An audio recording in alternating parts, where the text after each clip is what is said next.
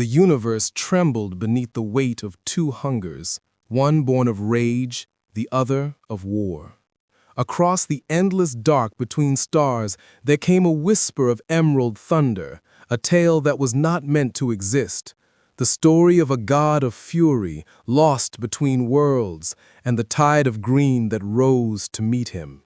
They called him monster. They called him weapon. But in the language of the warp, he was simply wrath given form, the fist of creation, still bound by the sorrow of what it meant to be human. And when the orcs saw him descend, burning through the void like a comet of vengeance, they did not fear. They roared. For at last, they had found a god who could fight back. Before we descend further into this forgotten faith, remember to join us so that our stories may never fade into silence. The stars did not sing that night. They screamed. Through the black veil of the void, a fracture appeared, a wound in reality itself, like the universe had forgotten how to heal. From it came light. From it came ruin. From it came him. The storm of the warp spat out the creature like a rejected prophecy. Emerald light scorched the orbital dusk, and the forge moon known as Carthion IX trembled beneath his fall. Vox networks went blind, Auspex arrays melted into static prayers. Even the servitors, lobotomized and deaf to all emotion, shivered as if the emperor himself had turned his gaze away. He struck the moon with a sound like a dying god. Steel split open, magma geysers bled from the core. For 32 standard hours, the skies burned with green aurorae that refused to fade. When the fires dimmed, silence came. A silence so heavy, it became holy. The first to find him were the survivors of the 82nd Cadian Steel Lions, veterans who had long forgotten what mercy smelled like. They descended into the crater, weapons raised, hearts caged by duty. But what they found was not an orc, nor daemon, nor saint. It was a man, or something that remembered being one. He knelt amid the ash, naked, colossal, his flesh carved in emerald sinew, his breath steamed the air, his eyes, two suns burning behind the fog of confusion and memory, scanned the desolation. The soldiers froze, and in the quiet, one of them whispered the words that would doom them all. "By the throne, it's him!" No one knew what him meant, only that it carried the weight of myth. They raised their las guns as if light could wound what gods had cursed. He looked at them, not with hatred, not with reason, but with the hollow understanding of a creature that had been made to break. And when the first shot cracked the silence, the world remembered what fear felt like. He moved faster than the mind could follow. Metal screamed, flesh burst, the ground itself seemed to recoil. In less than 10 heartbeats, the platoon was gone, reduced to echoes and dust. And yet when it ended, he sank to his knees again. His hands, vast, trembling, monstrous, reached for the corpses as if to gather them. His lips parted, forming a single, soundless word. A name, perhaps, or a plea. In orbit, the Mechanicus Magos Biologus of Carthion 9 made their report. They called him a bioform of xeno-origin, possibly a pre-imperial relic. The inquisitorial ship Harrow of Saints was dispatched from Terra within the hour. For the first time in 10 millennia, Mars itself paused its hymns to the Omnisia. Something had fallen from the sky that was not meant to be. When the Inquisitor arrived, the air already smelled of fear. The Hulk, though no one dared call him that yet, was restrained within the Manufactorum catacombs, suspended in adamantium bindings so thick that even the Custodes whispered of overkill. But the chains were not what held him. It was exhaustion, an older sorrow than war. He slept, his heartbeat echoing like artillery through the halls, shaking rivets loose, silencing even the chanting priests. And in that rhythm, in that ancient, violent pulse, men began to dream. Some saw green suns burning over golden thrones. Some saw a man walking barefoot through oceans of blood. And one, a child servitor, half metal and half innocence, whispered before it died, "He's praying." When he finally awoke 42 days later, the Inquisitor stood before him in full ceremonial armor, robed in red and gold, aquila gleaming, bolt pistol ready. "Identify yourself," the man said through his vox grill, his voice filtered and cold. The creature looked up. The motion alone made the floor buckle. For a moment, nothing moved, nothing dared. Then came the voice, low and trembling, like thunder whispered through broken glass. "I tried to save them." "Who?" "Everyone." And with that, the Inquisitor saw the truth. This was no daemon, no orc, no mutant. This was penance made flesh. The Imperium would study him, dissect him, sanctify or destroy him, because that is what humanity does to its fallen gods.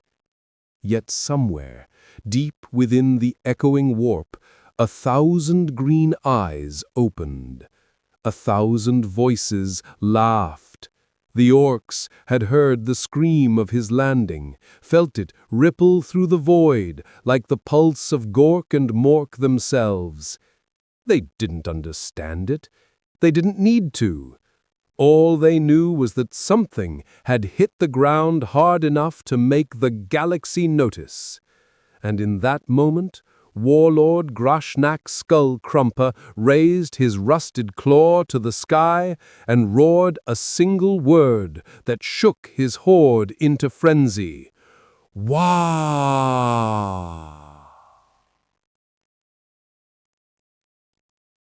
Across the stars, engines of war ignited. Rocks were forged from asteroid bones.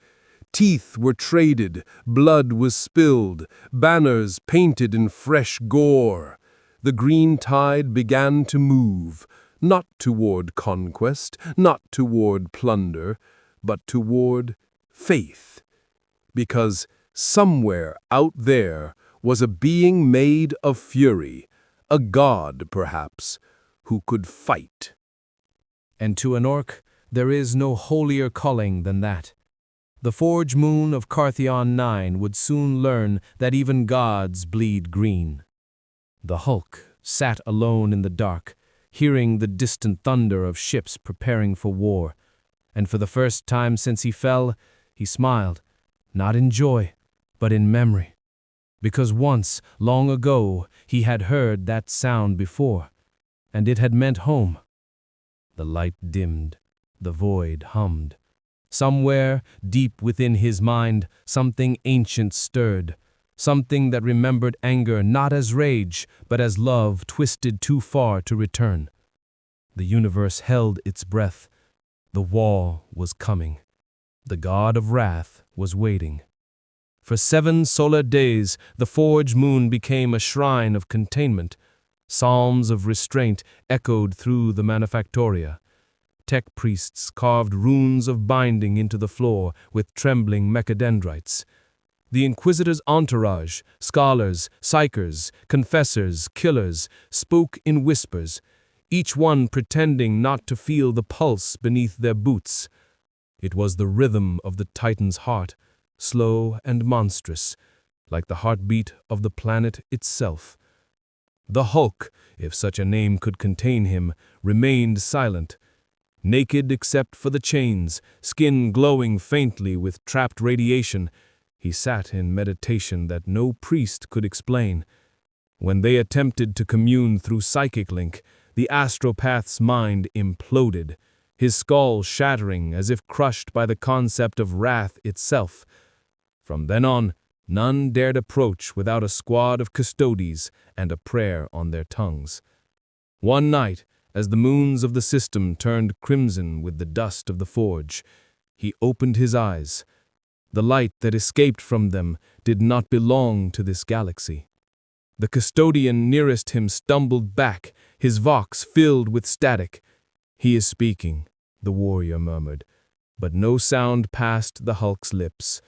The words were within the air, within the metal, within the minds of all who listened. "I am tired." The Inquisitor stepped forward, though his faith wavered for the first time in decades. "You were found amid slaughter. You destroyed a company of the Emperor's servants, and now you weep?" The Hulk tilted his head, like one studying an insect that dared to question lightning. "I didn't mean to break them," he said softly. "Everything breaks when I try to save it." For a moment, the Inquisitor almost saw pity in that impossible face. Pity for mankind, for himself, for all creation. Then the Vox lines flared alive, 1,000 signals screaming from orbit. The orcs had arrived. Not an army, a crusade. Dozens of cruisers, rocks, and gutted hulks poured from the void, their prows burning with glyphs of green flame. They came laughing, roaring, calling to their god in the tongue of madness. The Hulk turned his gaze upward through layers of steel and sky, as if he could see them coming. "They're loud," he murmured. "Blasphemies," spat a priest. "Filth born of fungus and hate." But the Hulk's expression didn't change. "No," he said. "They're alive." The Inquisitor barked orders. Shields rose. Macro cannons awoke. The holy Mechanicus readied their hin of fire. And yet, through it all, a strange thing occurred. The Hulk began to smile.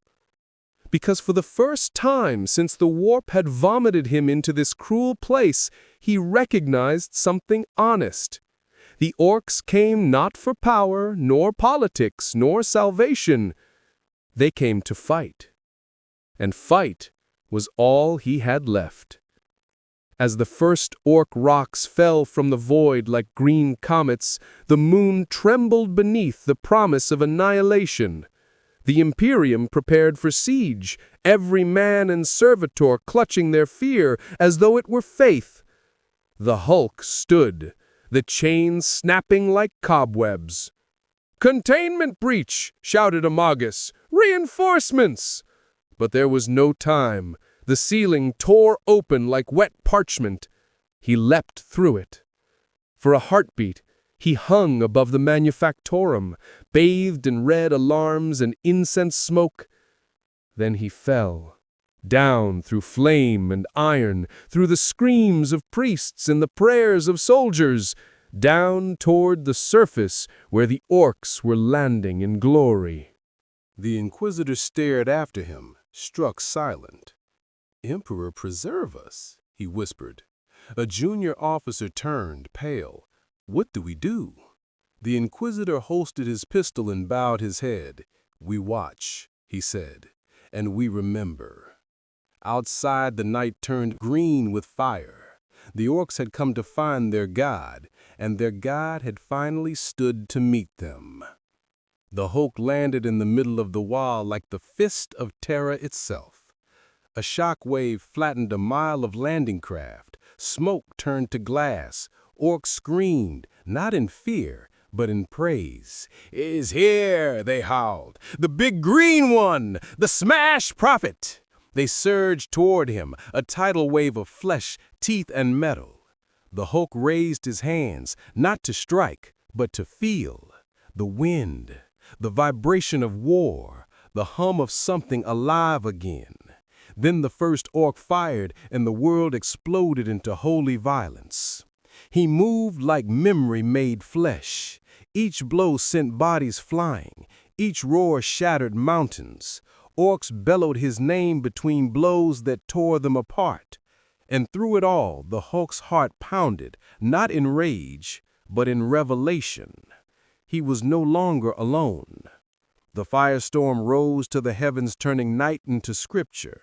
The Imperium's orbiting ships watched from above, unable to distinguish God from monster, savior from Apocalypse. And far beyond, in the endless dark of the warp, something smiled. The Emperor, a demon, or the universe itself, amused at its own cruelty. No one could say, but for one brief, impossible moment, a single thought crossed the collective mind of Carthion 9. Perhaps this was what divine wrath looked like when it remembered love. The Hulk stood amid a graveyard of orcs, breathing smoke, his hands trembling. More were coming, tens of thousands more, screaming their devotion, their madness, their joy. He looked toward the void. He could feel them. He could feel everything. A single tear rolled down his cheek, cutting through the soot. "Maybe this time," he whispered, "I won't fail them." Above, the stars burned green, and somewhere beyond the sound of war, a new legend began to take shape, one that would be remembered not as a battle, but as a covenant. The orcs believed their god had returned, the Imperium believed their doom had come, and the Hulk, for the first time in his long, cursed existence, began to believe in something again. Not peace, not redemption, but the possibility that even gods could still learn how to hope. The wind howled through the ruins, carrying ash like falling snow. The Hulk looked toward the horizon where the next wave approached, millions strong. He smiled again. The light faded, but the prayer continued. The void between stars was never silent. It was filled with echoes, the laughter of dying suns, the hymns of madness, the heartbeat of a galaxy forever at war. But within that storm of eternal noise, something new began to spread. A chant, primal and sacred. It began as a whisper among the tribes of the void, then grew into thunder that shook the bones of worlds. The green god walks. From the savage moons of Armageddon to the rusted decks of drifting orc hulks, the creed spread like contagion. They said he had fallen from the sky in fire. They said he had crushed mountains, devoured tanks, broken armies. They said he had laughed while doing it, not the laughter of cruelty, but of something truer, holier. To the orcs, this was gospel. Warlord Grashnak Skullcrumpa, prophet of blood and smoke, declared the revelation from his throne of bones. His armor was a cathedral of rusted steel. His breath reeked of promethium and faith. Around him, banners of green skin and red glyphs fluttered in the wind of ship reactors. The air vibrated with war energy, raw belief shaping matter. He slammed his power claw into the ground, splitting the deck. "The time's come, boys! We found him! The one Gork and Mork promised! The one what smashes like the sky!" The crowd answered as one, a wall of sound that would have shattered mortal throats. "WAAAGH!" The word rippled through space, through the immaterium, through the minds of a million greenskins who didn't even know why they shouted. It was faith without doctrine, prayer without doubt. In their belief, the warp itself shifted. Even the demons of that roiling sea paused to listen. The orcs began to gather, not as armies, but as pilgrims. They came from feral jungles and scrap worlds, from hollowed moons and drifting hulks. Each painted his skin brighter, carved holy scars in the shape of fists and lightning. They built idols of scrap metal depicting the green god's descent, a giant falling through the sky surrounded by fire. And they marched. From the far edges of Ultima Segmentum, a tide of ships formed, crude, enormous, unstoppable. The WAAAGH became more than a war. It became a revelation. Each orc who joined it grew stronger, faster, louder. Their shared faith amplified their existence. Their souls burned brighter in the warp. And somewhere, deep within the storm, Gork and Mork, twin gods of brutality and cunning, grinned their tusked grins. To them, this was divine comedy. To the galaxy, it was apocalypse. On Carthion 9, the Hulk stood upon the ruins of the Manufactorum Citadel, watching the horizon burn. Each day, more orcs fell from the sky, turning the plains into a sea of green. The air was thick with smoke and prayer. The Astra Militarum had dug trenches around the equatorial line, trying to hold the tide. Their banners were shredded, their hymns fading, but their eyes remained fixed on the same distant figure, the giant who fought alone in the ash. To them, he was both salvation and heresy. Every time he leapt into battle, the orcs roared in ecstasy. They didn't fear him, they worshipped him through combat. The stronger he struck, the louder they prayed. The dead became holy relics, their bones carved into charms for the next wave to wear. And so the WAAAGH did not diminish. It grew. Even as thousands died, millions more arrived. Faith, it seemed, was an infinite weapon. The Inquisitor observed from orbit, his hands shaking, despite the tranquil hymns of his ship's choir. He draws them, not by intent, but by essence. They come because he is what they believe in. Then he must be destroyed, said Amagos. Faith this powerful could tear the sector apart. The Inquisitor didn't answer. He looked into the firestorm below and saw the shape of something that terrified him. Not heresy, but truth. For the first time in his life, he wondered if faith itself was just another name for hunger. Down below, amid the ruins, the Hulk fought without end. Each swing of his arm crushed tanks into memory. Each roar shook mountains. But even as he fought, a strange peace grew within him. The orcs did not curse him. They cheered. They died smiling. It made no sense. It was madness. It was love in the only form they knew. After the 1000th battle, when the moon's surface had turned to a sea of glass and blood, the Hulk paused. Around him lay the dead, orcs piled like offerings. Yet the survivors crawled forward, still reaching for him, whispering prayers through broken tusks.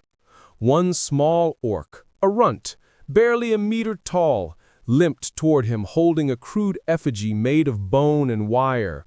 It resembled the Hulk, roughly, monstrously. The creature offered it with both hands, trembling. Boss, we made this for you." The Hulk stared, unsure. "Why?" The runt blinked. "'Cause ya the green god, the one what fights good, the one what don't lie." For a moment, the air went still, and something fragile, buried deep beneath layers of rage and loss, stirred within him. He took the effigy gently. The runt's eyes shone with wonder. "Told ya he's real," it whispered, before collapsing, too wounded to live. The Hawk knelt beside the tiny body. Around him, the battlefield smoldered, a cathedral of ruin. For the first time since he fell, he closed his eyes and spoke, not in rage, but in prayer. "Maybe you're right. Maybe I am what you needed, but I wish you'd needed something gentler." The wind carried the words across the battlefield. The orcs didn't understand them, but they felt them, and that was enough. High above, the WAAAGH's crescent armata broke orbit. Their warlords screamed for blood. They would descend in full. They would crown their god in fire and fury. The forge moon would burn or be reborn. In that moment, between thunder and silence, the Hulk stood alone beneath the green-lit sky, a giant, a curse, a miracle. And far beyond the horizon, the universe trembled. Because when gods of rage meet gods of war, even eternity must decide which of them deserves to exist. The Forge Moon's sky had become a scripture of flame. Thousands of orc ships pierced the upper atmosphere, each descending like a comet with a name, each bearing the same mark, the clenched green fist of their god. They chanted as they fell, and their words became thunder. The Hulk walked among the ruins of Carthion's outer manufactoria, his steps shaking the bones of the world. He did not run nor roar. He listened. The air trembled with the sound of orc war drums echoing through the ash canyons. He could feel their faith, raw and violent, pressing against his mind like heat. They did not come to conquer, they came to worship through combat. And in that strange, blood-soaked faith, he found something that terrified him: recognition. He remembered another world, a blue one, soft and fragile. He remembered cities turned to ash, armies firing upon him as he tried to save them. He remembered being called monster. He remembered being alone. But here, among these green beasts, he was not alone. Their eyes shone with something close to joy when they faced him. They wanted him to be what he feared he was. They wanted him to destroy them because that meant their God had seen them worthy. And that truth, that terrible, radiant truth, cracked something inside him. Above the chaos, Groshnok's Skull Crumpa watched from the bridge of his command ship, the Gork's Grin, his tusks wet with blood and laughter. "Look at him, boys," he growled to his lieutenants. "That's the proper fightin'. None of this shooting nonsense. Just punchin' till the stars go quiet." The other knobs nodded, eyes gleaming. "What we gonna do, boss?" one asked. Groshnok grinned, a mouthful of iron and fire. "We go down there. We make him remember who he is. We make him roar." When the Gork's Grin descended, it was not a ship, but a prophecy, a mountain falling from heaven. It tore the clouds open, crushing craters into the molten plains. The Hulk looked up as it landed, the roar of its engines shaking the marrow of the world. And from the burning wreckage emerged the warlord himself, taller than a dreadnought, armored in trophies, eyes glowing with the madness of belief. The ground shook with each step. "Green God!" Grashnak bellowed. "I's the prophet of Smash! I come to give you the WAAAGH you deserve!" The Hulk said nothing. His gaze fell on the horde gathering behind the warlord. Endless, countless, screaming, laughing. He could end them. He knew he could. But the thought brought no peace, only sorrow. "Why?" he murmured. The orc tilted his head. "'Cause fightin' is the truth, innit? The galaxy lies, the humies pray, the mechs tinker. But fightin', that's real. That's the voice of Gork and Mork themselves." The Hulk's fists clenched. "And when you've killed everything that can fight back?" Grashnak smiled. "Then we fight ourselves! That's the way of the green!" The silence that followed was unbearable. Even the ash seemed to hold its breath. Then the Hulk stepped forward. The ground cracked beneath his foot. "Then you'll fight me." The orc's grin widened. "Aye! And maybe, for a moment, the gods'll stop laughing and start watching." They met like planets colliding. The first blow sent shockwaves across the continent. Mountains folded, the sky turned to lightning. Each impact was a sermon, each roar a hymn. Soldiers miles away fell to their knees, unable to tell if what they witnessed was war or worship. Grashnak's claw tore through armor plate and bone alike.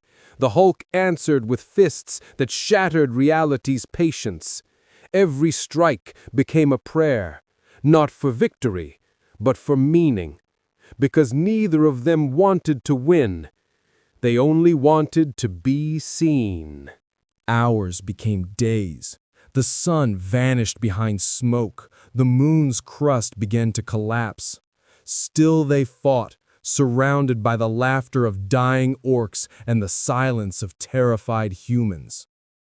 And then, as the two titans locked hands, something broke.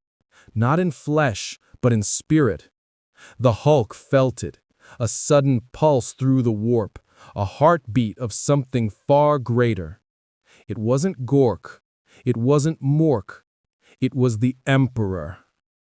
For one impossible instant, he saw the golden throne, the endless light of humanity's last god.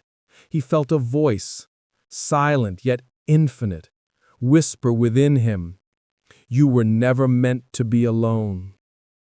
The vision burned away as fast as it came. He fell to his knees, trembling. Grashnak, bleeding and half-mad, staggered back. "That it? That all the smash you got?" But when the Hulk raised his eyes, the orc faltered, because what he saw in that gaze was not rage. It was compassion. "I don't want to fight you. Not anymore." The warlord's grin faded.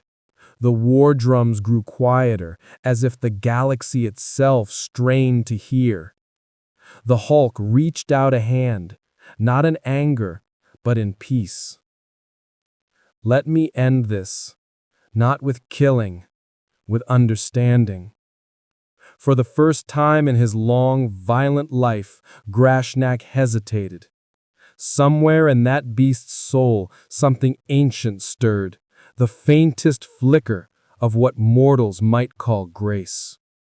But it was not meant to last. An orbital strike from the Inquisitor's fleet split the heavens. Beams of white fire rained down, burning through clouds and faith alike. The Imperium could not allow a god to rise unchecked, not one born of heresy and green blood. The world exploded in light. When it cleared, only silence remained. Grashnak lay dying, half his body turned to glass. The Hulk knelt beside him, his own flesh scorched but healing. The orc coughed, smiling through broken tusks. "That was the best fight ever." The Hulk nodded. "You were the first to make me feel human again." Grashnak's eyes fluttered. "Maybe that's what gods are, eh? The bits of us that still want to be something better." Then he died, laughing. The Hulk closed his eyes, and as the ashes fell, he realized the truth that bound them all. That war was not born from hatred, but from longing, the desire to be understood even in violence. The creed of the WAAAGH was not madness. It was prayer, in the only language the universe still listened to. He rose, turning his gaze to the void. He could sense the Imperium's weapons charging, their fear wrapping around him like a curse. He whispered, not to them, but to the stars. The words vanished into the burning night. The ships above began to fire. The sky wept green fire. And somewhere beyond all sight, the warp began to dream again. The sky was not sky anymore. It was a wound. The orbital bombardments fell like judgment, turning the Forge Moon into a cathedral of ruin. Towers that had once scraped the stars melted into rivers of iron. The holy banners of the Mechanicus burned in silence, their prayers dissolving into black smoke. From orbit, the Inquisitor watched the devastation through layers of data feed and static-laced prayers. "Continue the bombardment," he commanded. His voice was steady, but his eyes were those of a man haunted. If the creature still lives, we cleanse this world in the Emperor's name. The magos hesitated. But Lord Inquisitor, the readings, they indicate. Indicate what? That he absorbs the bombardment. The Inquisitor turned sharply. Explain. Energy dispersal is anomalous. Every megaton strike feeds into the epicenter. The green light intensifies instead of fading. It is as though the moon itself bleeds upward. On the hololithic display, a shape began to form amid the endless destruction. Massive, luminous, defiant, standing where no flesh should stand. The Hulk had survived, but he was no longer merely surviving. He was becoming. The flames did not consume him. They crowned him. His skin glowed like molten jade. His heartbeat shook the air, warping the gravity around him. The green energy, his curse, his essence, reached outward, binding with the shattered alloys of the Forge Moon. He was no longer a man, no longer a weapon. He was the Iron Moon itself, its wrath, its sorrow, its rebirth. The surviving soldiers of the Astra Militarum, buried in bunkers and trenches, felt it first, the vibration through the metal, the whisper in their bones. Some fell to their knees, some wept, some prayed, uncertain to whom. And deep within the burning manufactory, an old preacher whispered into his cracked vox bead. The Emperor moves in strange shapes, and sometimes in stranger colors. The orcs who remained did not retreat. Those who had survived the bombardment, burned, limbless, half-mad, began to chant again, their faith undying even in agony. "He's still there," one screamed, laughing, even as his flesh boiled. "The green god don't die, he just gets angrier." And in their laughter, something impossible began to happen. The warp listened. A ripple of psychic energy swept across the battlefield.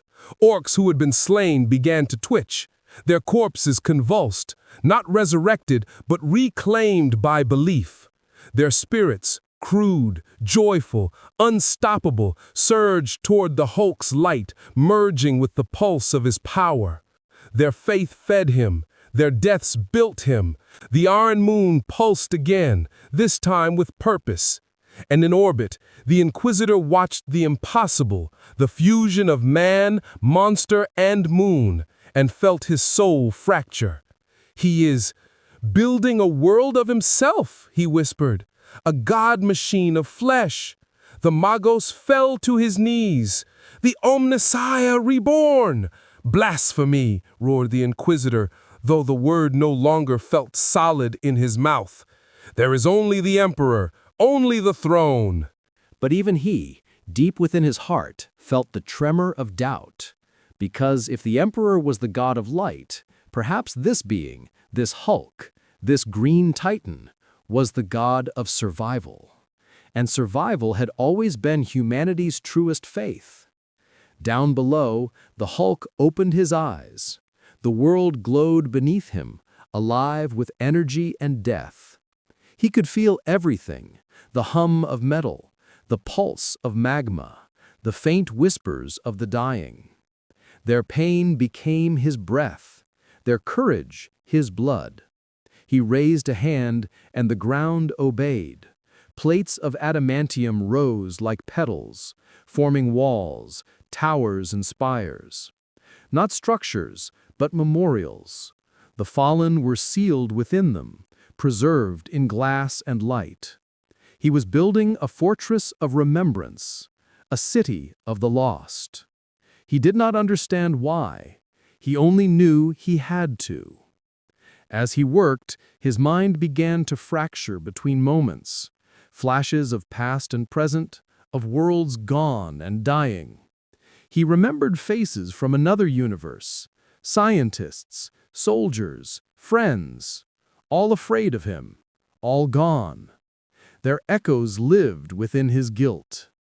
Now, surrounded by the ashes of a new world, he tried to atone the only way he knew, by creating something that would outlast his rage. "They're beautiful," he whispered. The first to land was Captain Marius Vorn of the Iron Hands, a warrior more machine than flesh, his augmetics gleaming through the ash. He raised his weapon toward the giant and shouted through the vox, "In the Emperor's name, yield! You are not meant to walk among men." The Hulk turned slowly, his voice calm. "Neither are you." The captain hesitated, and in that hesitation, the Hulk saw everything. The same pain, the same curse, the same desire to be more than the thing you were made to be. But the Imperium knew no room for kinship. "Open fire!" The air exploded with the fury of 1,000 bolters. The Hulk raised his arms, not to defend, but to endure. Shells tore into his flesh. Plasma scorched his skin. Yet with each wound he healed faster. He roared, not in rage, but in sorrow. The sound shattered mountains, broke ships in orbit, silenced prayers mid-breath. And when the sound faded, nothing moved. The Astartes stood frozen, not out of fear, but awe. In that moment, they understood what they faced. Not a heretic, not a Xeno, but the truth they had forgotten, that gods do not ask permission to exist. The Inquisitor's fleet prepared to fire again. If we must erase this moon to preserve the Imperium, then so be it. But before the command could be given, the vox screamed with distortion. A single voice cut through the static, low, ancient, unyielding. Enough. Every system went dark. Every engine stilled. Even the warp itself seemed to hold its breath. The Hawk's voice carried across the void, not as sound, but as gravity. You fear what you made. You call it heresy because it mirrors you. I am not your enemy. Then, after a long silence, he added, "But I will not kneel." The transmission ended. The fleet trembled in orbit. The Inquisitor fell to his knees, his faith cracking like glass under weight it could no longer bear. Below, the Hulk stood amidst the ruins of his city, his green aura piercing the smoke. Around him, orcs and men alike crawled from the wreckage, not as foes, but as witnesses. The siege of Iron Moon had ended, but something older, something divine, had just begun. And for the first time in 10,000 years, the galaxy itself whispered in awe, not of the Emperor, not of the warp, but of hope. The wind carried the scent of ash and ozone. The Hulk closed his eyes. He could feel it, a storm forming beyond the stars, not of war, but of faith reborn. He whispered to the darkness, "Let them come. I'll meet them all, but not as a monster." The fires dimmed, the iron moon hummed, and the universe remembered that not all gods are born to destroy. Some are born to end destruction itself. The light faded, but the prayer continued. The iron moon bled light. For 7 nights its horizon shimmered between emerald and gold, as though two truths wrestled for dominion, one born of fury, the other of faith. And the dark skies above, the shattered remains of the Inquisitor's fleet drifted silently, their hulls glowing with residual warp fire. The galaxy had witnessed something it could neither name nor deny, a being that defied all categories of sin and sanctity. The Hulk, the green god, the abomination, the saint of fury, stood at the center of what was once Carthian I-9. His breath fogged the air, His skin steamed from the residue of plasma strikes. Around him, a circle of silence radiated outward, an island of stillness amid the storm. The surviving orcs had ceased fighting. The surviving humans had ceased firing. Both sides simply watched. It was not peace. It was reverence. The Hulk raised his hand toward the broken sky, his voice low, patient, and full of exhaustion. "You have made your war," he said, "not to them, but to the heavens. You have burned the ground to prove who was right, and still nothing grows." A murmur moved through the ranks of the Astra Militarum, a sound not of rebellion, but of awakening. A commissar began to raise his pistol, to shout the Emperor's creed, but the words never came. He looked at the soldiers around him and saw tears, not fear, not madness, tears. They were remembering what it felt like to listen to something greater than orders. Above, the void cracked open once more, not with fire this time, but with light. Out of the Vorp came ships unlike any that bore the Aquila or the sigil of orc warbands. Sleek, silent, dripping with gold and death. The Custodes, The Emperor's personal demigods, had come. Where the Inquisition had failed, they would not. Their armor gleamed like sunrise, their weapons sang with divinity. Their leader, Shield Captain Aurelian Luthus, stood upon the bridge of the imperial virtue and gazed down upon the iron moon, his expression unreadable. He had seen demon worlds burn. He had walked through the halls of the imperial palace itself, but never had he seen a being that seemed both blessed and condemned by its own existence. "Orders, Captain?" his lieutenant asked. Aurelian's eyes did not leave the green glow below. "We go to him, not to kill, not yet, to know." The descent of the Custodes was unlike that of the Astartes. No thunder, no spectacle, just precision and inevitability, like the falling of truth itself. When they reached the surface, even the orcs drew back. Their instinct to fight faltered in the presence of that golden radiance. The Hulk watched them come, his face expressionless, his aura flickering like a candle caught between wind and devotion. "You shouldn't have come," he said. Aurelian stepped forward, helm retracted, revealing the face of a man carved from patience and sorrow. He had commanded to preserve the Emperor's order, and to preserve it, we must understand what threatens it. "I don't threaten it. Your existence does." The Hulk's gaze fell to the ground. "Then you should end it." The custodian hesitated. "I have seen monsters," he said quietly. "You are not one." The words cut deeper than any weapon. For a long moment, the Hulk said nothing. Then he looked up, and for the first time in this galaxy, his eyes softened. "You don't know what I am." "No, but I know what you aren't. You aren't a lie." Their standoff became something sacred, the kind of silence where even gods might pause to listen. The Hulk spoke again, more softly now. "I didn't ask to fall here. I didn't ask to fight. But when I saw them, the orcs, the soldiers, the fear, I remembered what I was built for, to protect, even if protection means breaking the world around me." Aurelia nodded once, slow, deliberate. "Then we are not so different."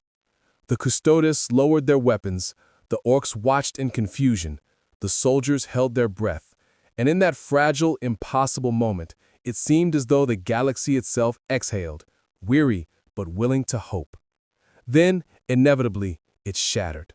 A scream tore through the comms, a psychic scream, vast and unbearable. The air rippled, and out of the void crawled something blacker than the night between stars. The warp had noticed. A rift opened above the iron moon, bleeding raw unreality. From it descended creatures older than sin, demons drawn to the storm of faith and contradiction below. The Hulk's light had become a beacon to both salvation and damnation. The first demon struck like a meteor, wings of shadow, jaws of broken logic. The orcs cheered, thinking it another fight blessed by their gods.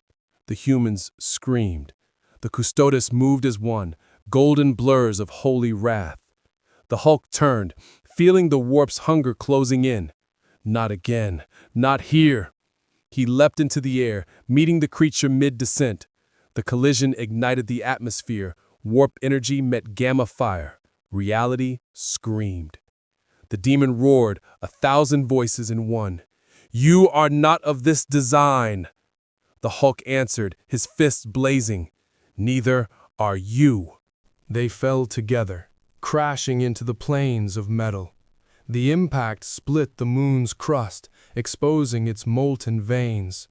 Around them, the armies of man and orc fought side by side for the first time in history. Not allies, not enemies, just survivors. A custodian's voice cut through the vox. "All forces, hold the line! Protect the Titan!" The orcs laughed and followed. "Protect the Smash God!" It was madness, and it was holy. As the warp surged, the Hulk felt his strength rise beyond measure. He could feel the iron moon feeding him, its molten heart, its dead, its faith. He realized in terror and wonder that the world itself had begun to believe in him. He shouted into the storm, his voice echoing through the immaterium. "If you want me, take me, but leave them." The demon screamed in answer. The warp folded inward, trying to consume him whole. And in that final moment, before the light swallowed everything, the Hulk saw Aurelian reach toward him, not with a weapon, but with a hand. It was the gesture of belief, of mercy, of something the Imperium had forgotten. The green light flared, brighter than the sun. When it faded, the battlefield was empty. The orcs and humans stood in silence. The demons were gone. The rift had sealed. Only the crater remained, vast, circular, and pulsing faintly with residual energy. The Hulk was nowhere to be seen. Aurelian knelt at the crater's edge, resting his gauntlet against the cooling metal. "He's not dead," he said quietly. "How do you know?" asked his lieutenant. "Because the Emperor never takes back what the galaxy still needs." He stood, the wind howling through the ruins, carrying the scent of ozone and absolution. The siege of Iron Moon was over, but the universe had changed. Something green still glowed beneath the surface, faint, patient, eternal. A seed. The Iron Moon slept. Beneath its crust of scorched iron and frozen magma, deep within veins of ancient ore, something still breathed, slow, deep, and rhythmic. The custodes had called it residual seismic activity. The magos claimed it was radiation. But those who had stood upon the battlefield, those who had seen the green fire and heard the voice that silenced demons, knew better. It was him. The Hulk, the green god, the wounded titan, the saint of fury, lay entombed beneath the Iron Moon, as though the planet itself had decided to cradle him instead of reject him. Above, the ruins of war cooled beneath a sky still faintly green, its light refusing to die. For a century, the Imperium declared the moon a forbidden relic. Pilgrimage to its surface was heresy. And yet pilgrims came, soldiers, mutants, even orcs, drawn by dreams they could not explain. They came not to fight, but to listen. At first they said the ground whispered. Then it began to hum. Then it began to speak. It spoke not in words, but in feeling, the sense of strength without cruelty, of sorrow without despair. And for those who dared to kneel, the iron moon taught them the only prayer that mattered. You are not alone. Far above, on Terra, the High Lords debated in fear. Reports from the custodes had been sealed, burned, redacted, yet whispers persisted, of a being that had defied both warp and will, that had made even daemons retreat. The ecclesiarchy called him heresy, the mechanicus called him anomaly, but among the people he became legend. They called him the quiet god. He was never worshipped openly. His creed had no temples, only memories. But in the dark corners of hive cities, soldiers told stories before battle, of a green flame that could not be extinguished, of a god who had refused to kill those who feared him. Even the orcs remembered. Across countless systems, war bosses invoked his name before launching into battle, laughing as they did so. "Let the green god see us fight good," they roared. To them, he was not dead, merely waiting for a proper fight to wake him again. Beneath the iron moon, he dreamed. In that dream, there was no sky, no blood, no rage, only silence, the kind of silence that felt like forgiveness. He saw himself walking across endless plains of white ash. Each step echoed, and from the dust rose faces, not of enemies, but of those he had failed. Scientists, soldiers, friends, the boy who had looked up to him, the woman who had believed he could be more. They did not accuse, they simply watched. "Was this what you wanted?" he asked them. His voice was smaller now, no longer thunder, but memory. None answered, but the wind moved, soft and almost kind. He looked up and saw the Emperor, not as the golden god the Imperium painted, but as a man, weary, radiant, and infinitely sad. The Emperor spoke, but not in judgment. He said, "You sought to protect them, and in doing so, you became the thing they feared most." The Hulk lowered his head. "I never wanted to be their god." The Emperor smiled faintly. "No one ever does, not at first." The dream shifted. The plains turned to the ruins of the Iron Moon. The dead rose not as spirits, but as stars, small lights orbiting him.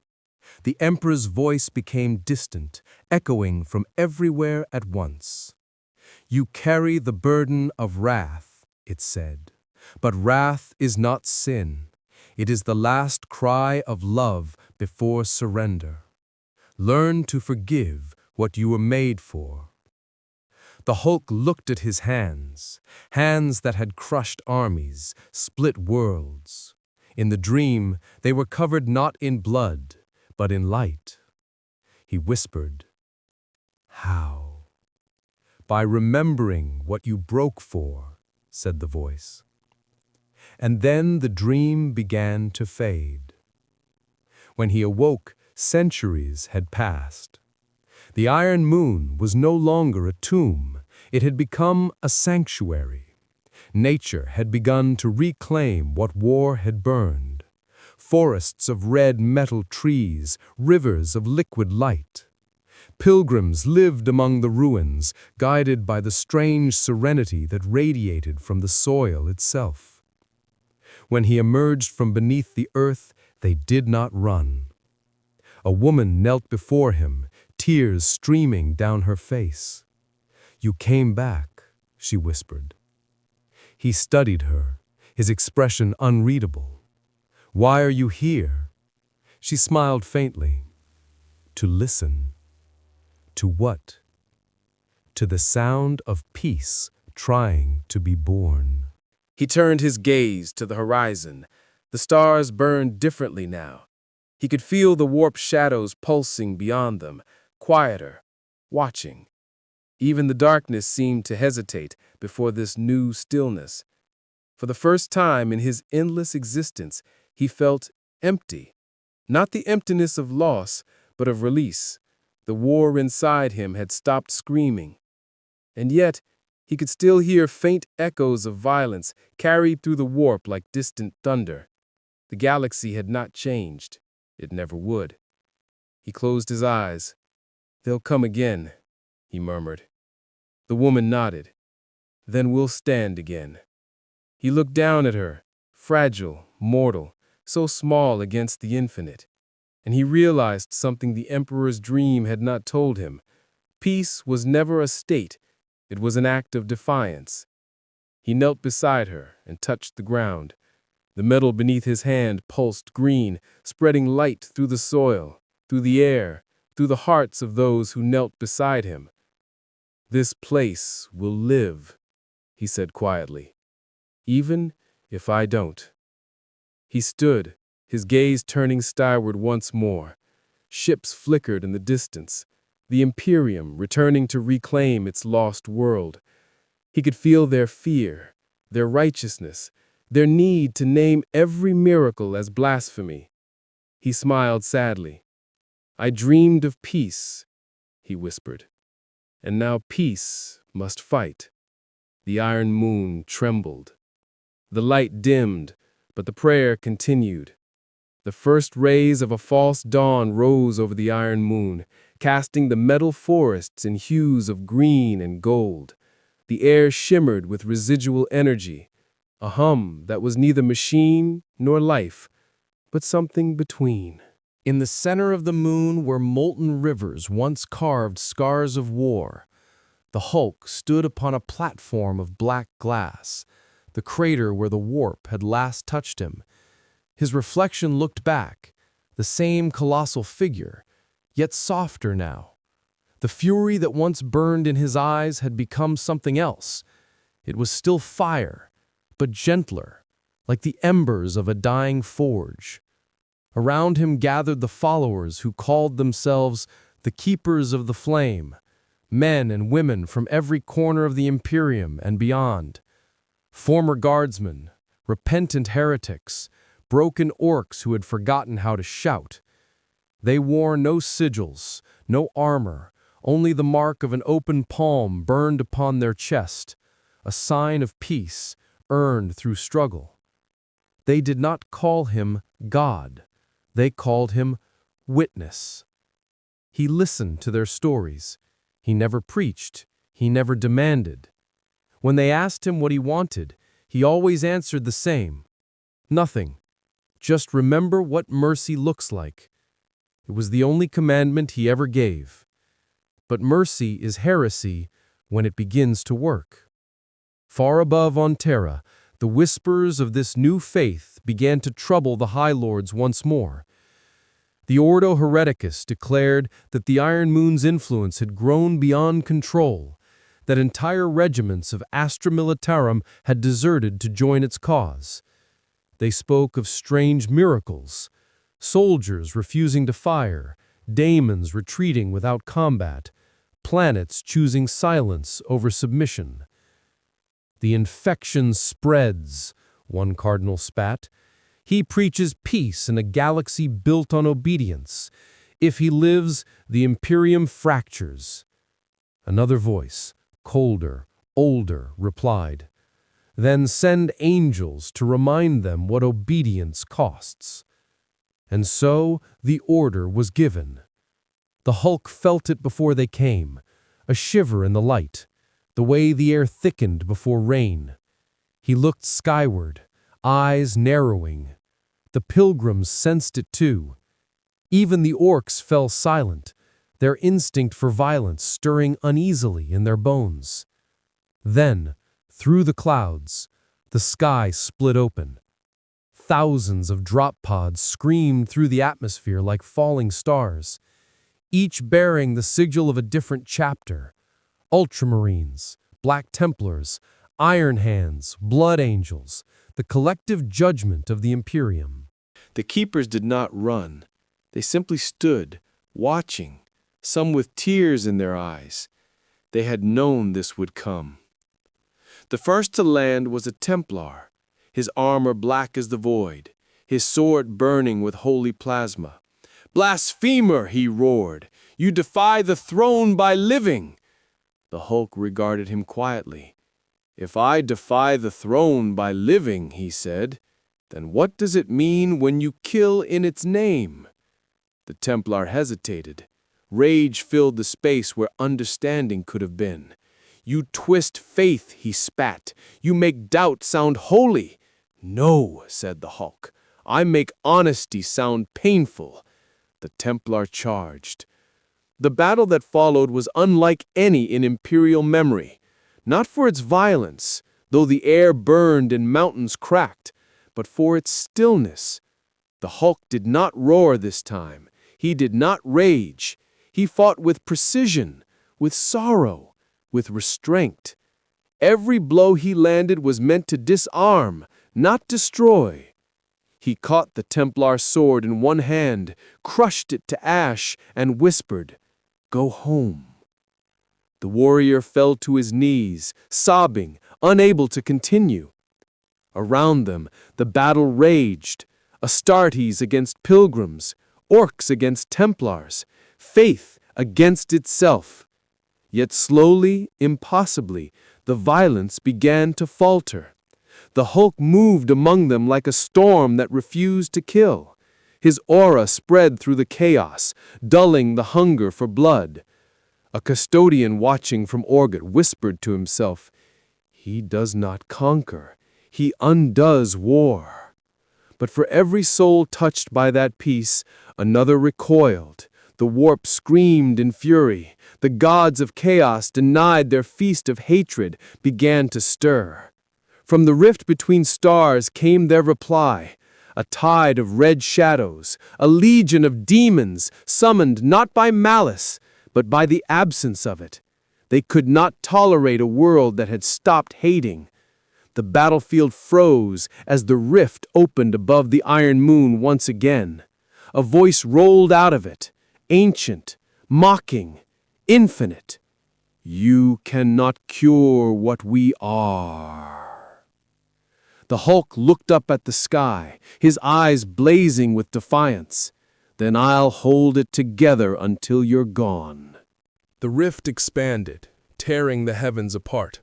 From it descended the greater demon Ulgarath, the choir of chains, a creature of sound and bondage, formed from every scream ever uttered in despair. Its wings were made of faces, its body a cathedral of torment. The Hulk stepped forward, unafraid. "You came because they stopped fighting," he said. The demon's laughter was the sound of madness made music. "Because they forgot what they are." "No," the Hulk answered, his voice steady. "Because they remembered what they could be."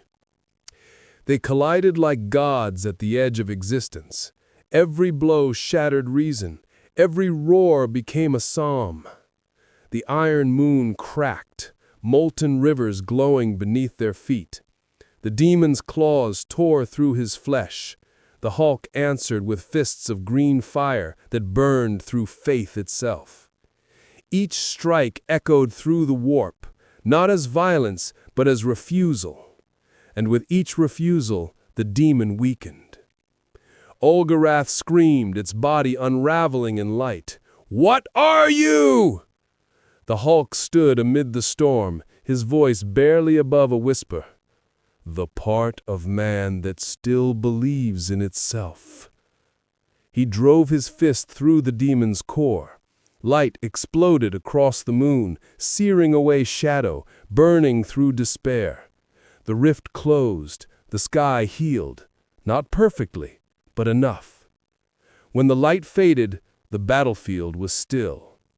The Hulk stood among the wreckage, his body torn, his breath ragged. Around him, custodes, astartes, and pilgrims alike knelt, not in worship, but in understanding. One of the soldiers spoke softly through his cracked vox. "He's praying for us." The Hulk closed his eyes, his body trembled, every nerve screaming, every wound singing. He fell to his knees, hands pressed to the ground, as the iron moon's light pulsed beneath him. Peace is not won, it is chosen. The light spread outward once more, through every soul on that battlefield.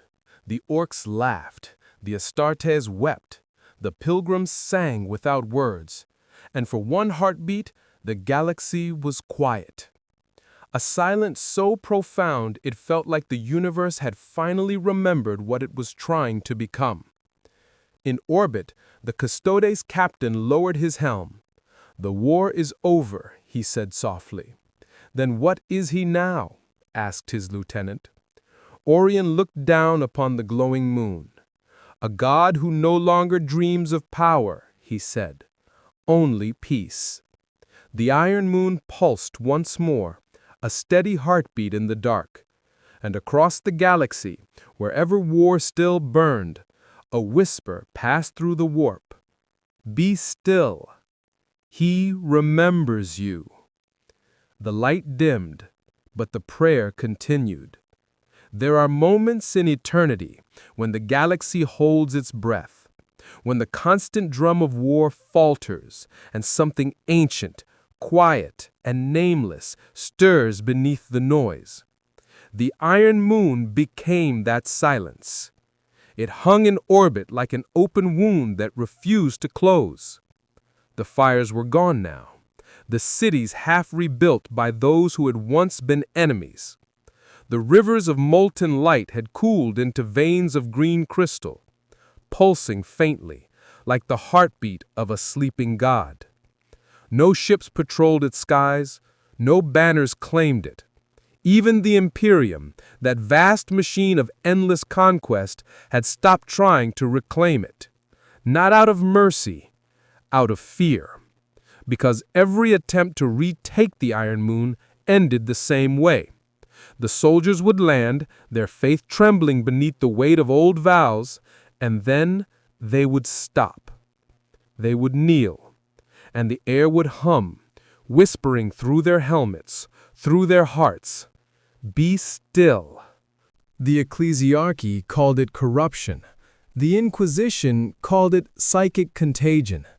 The few who dared to speak of it aloud called it miracle. Beneath the surface, in the hollow chamber where his body had once slept, the Hulk sat once more. His skin no longer burned green, but faintly gold, as though the fire within him had turned to light.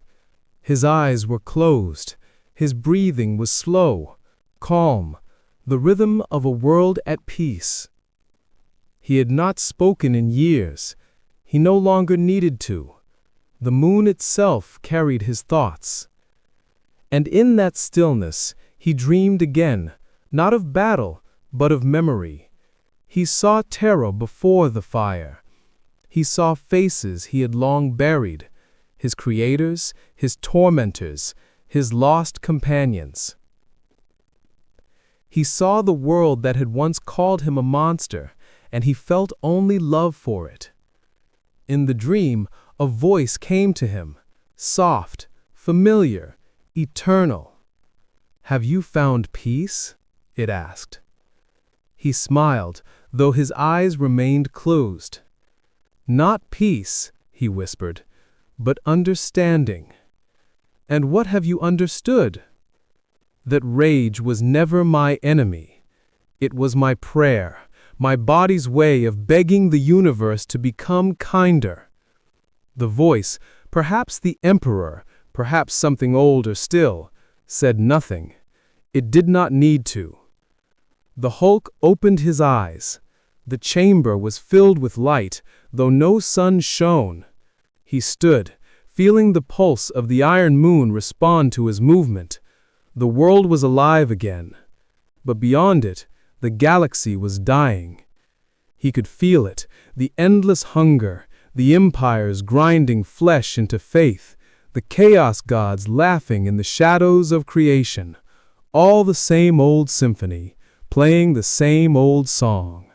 And he knew, in his boundless sorrow, that even this small piece would not last. The call came not from the warp this time, but from the stars themselves. A fleet approached, not of men or orcs, but of something far worse. The Necrons, silent, eternal, unfeeling, the machines of death reborn. Their tomb ships glided across the void like knives through silk, consuming light as they came. They had no hate, no worship, only the will to reclaim. The Hulk felt their fear. It reached him like waves through the soil, pulling him from stillness into motion.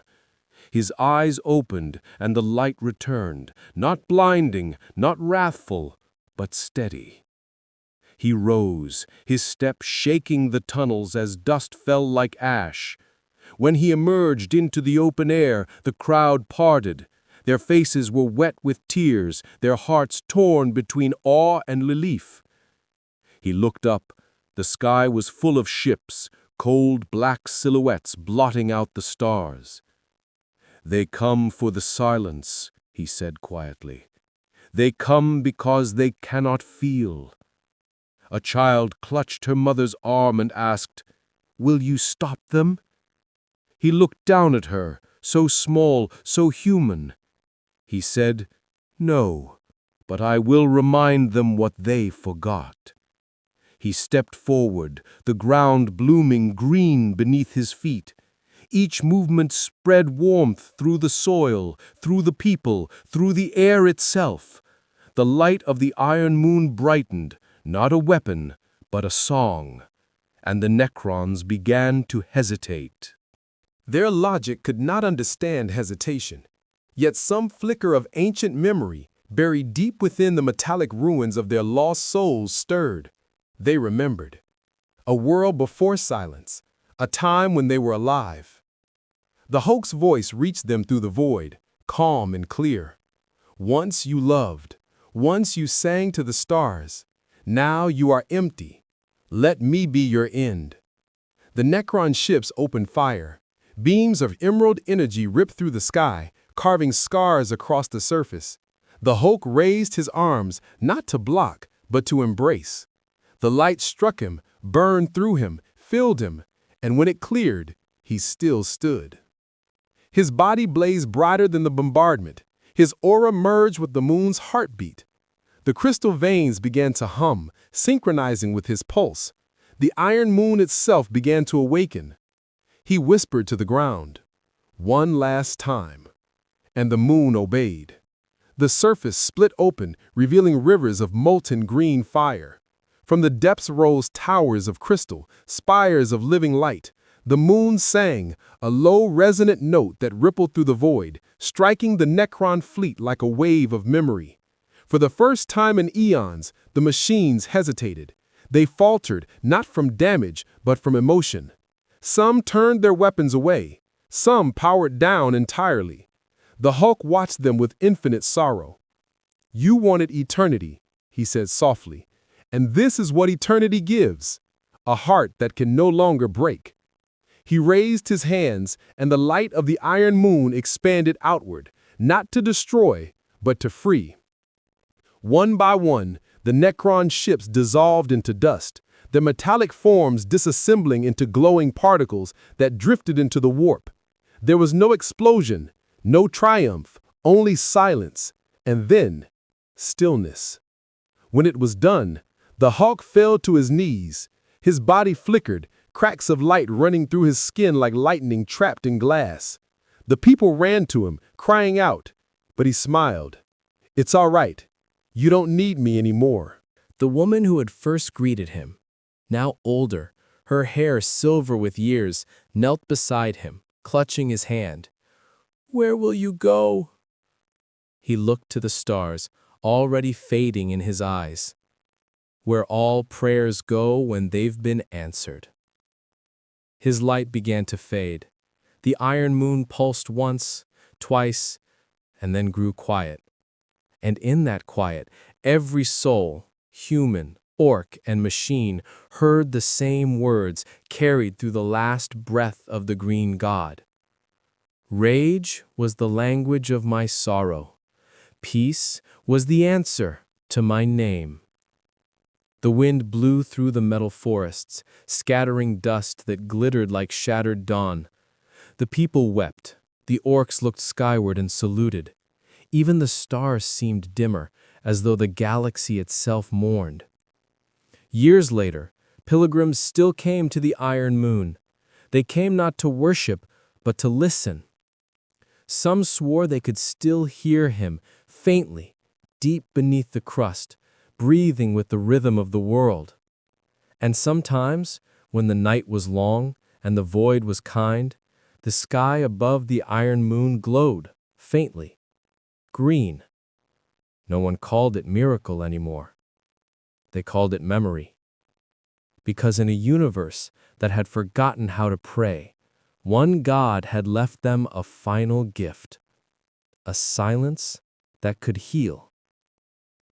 The light faded, but the prayer continued.